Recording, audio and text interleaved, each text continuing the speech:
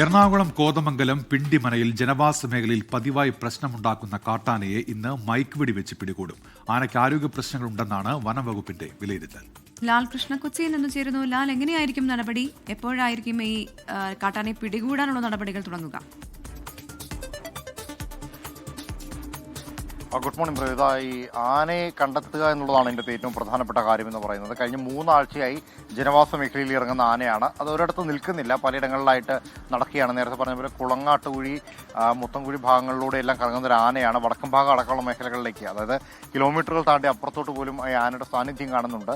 ആനയുടെ വായിൽ, അത് 20 വയസ്സ് പ്രായമുള്ള ഒരു മോഴ ആനയാണ് എന്നുള്ളതാണ് നിലവിൽ വനംവകുപ്പ് കണ്ടെത്തിയിട്ടുള്ളത്. ആനയുടെ വായിക്ക് കാര്യമായിട്ട് എന്തോ പരിക്ക് പറ്റിയിട്ടുണ്ട്. അതുകൊണ്ട് തന്നെ വലിയ രീതിയിലുള്ള ഭക്ഷണം കഴിക്കാൻ കഴിയാത്ത ആന ചക്കപ്പഴം അടക്കമുള്ള ആഹാരം തേടിയാണ് ജനവാസ മേഖലയിലേക്ക് എത്തുന്നത് എന്നുള്ളതാണ് വനംവകുപ്പ് വിലയിരുത്തിയിട്ടുള്ളത്.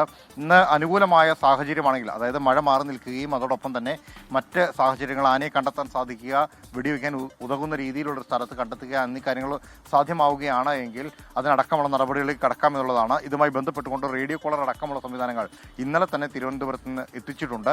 ആനയെ നിരീക്ഷിക്കുന്നതിന് വേണ്ടിയിട്ട് പ്രത്യേക സംഘത്തെയും ഇതിനോടൊപ്പം തന്നെ നിയോഗിച്ചിട്ടുണ്ട്.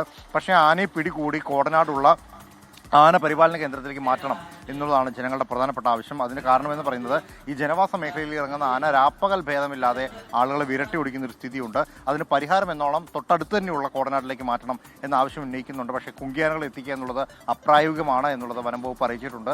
നാട്ടുകാരുടെ നിരന്തര ആവശ്യം ശ്രദ്ധയിൽപ്പെട്ടതിനെ തുടർന്ന് ഇന്നലെ വൈകിട്ടോടുകൂടി വനംവകുപ്പിന്റെ മന്ത്രി തന്നെ നിർദ്ദേശം നൽകിയ പശ്ചാത്തലത്തിലാണ് ആനയെ മയക്കുവെടി വെച്ച് റേഡിയോ കോളർ ഘടിപ്പിക്കാമെന്ന തീരുമാനത്തിലേക്ക് എത്തിയിരിക്കുന്നത്. ശരി, ലാൽകൃഷ്ണയാണ് എറണാകുളത്ത് കൊച്ചിയിൽ നിന്ന് വിശദാംശങ്ങൾ നൽകി.